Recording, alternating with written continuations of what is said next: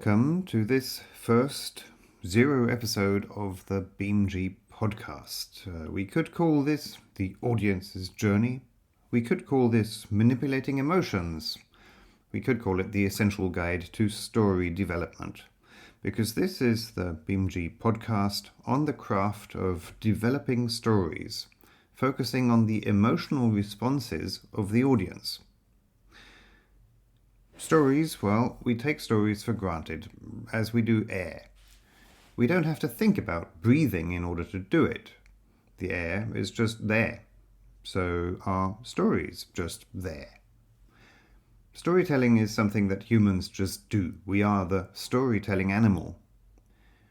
However, if you've ever tried to write a novel or make a movie, you'll know how hard it can be to get it right. It seems there's a lot to learn about what stories are and how they work. Does knowing that air consists mainly of oxygen and nitrogen help us to breathe more effectively? Well, not really. And similarly, your average reader or moviegoer does not need to understand how the story is manipulating their emotions. And you as an author, on the other hand, you ought to know. So, my name's Olaf. I'm one of the founders of BeamG.com. During my studies and then in my career in the publishing industry, I spent thousands of hours working with literature and fiction. Although I happen to be acquainted with a fair few authors and filmmakers and have maybe read more novels and watched more movies than many other people, I've read thousands of pages of theory on narrative and storytelling too.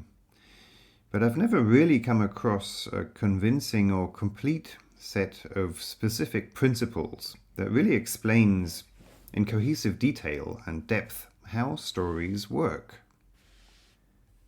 With a great deal of help from authors and editors and filmmakers and developers and programmers too, I poured all my knowledge and experience into the story development tool now available on BeamG.com.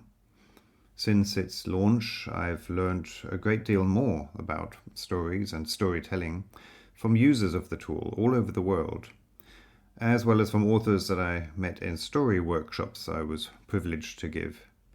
Many of the things that I'll be talking about in this podcast are available in context straight out of the BeamG tool. I'll revise it a bit and talk about it in a bit more detail perhaps here. And I'll try to put it all into a cohesive, coherent whole. Furthermore, this podcast aims to synthesize what I have learned with a particular focus, the audience. Because I found that more often than not, theoretical approaches and even elucidations of the craft by practitioners tend to neglect the most important concern of any story: the emotional reaction of the recipient. If the reader is not enthralled, the story has not really achieved its potential. If the viewer is not captivated, the movie is not as good as it could be. Academics might expound on the relationship between the teller and what is told. Theoreticians might set forth paradigms on plot structure. And to be sure, the work by scholars on narrative theory is not only important and valuable, it has in recent years become much more exact. Conceptual models such as the hero's journey or beat sheets as in Save the Cat can be helpful too. But it seems more vital to me that authors concentrate on how the audience is feeling rather than organizing the protagonist's actions into a particular sequence. Authors manipulate the emotions of the audience. Your main task as an author is to make the rest of us feel.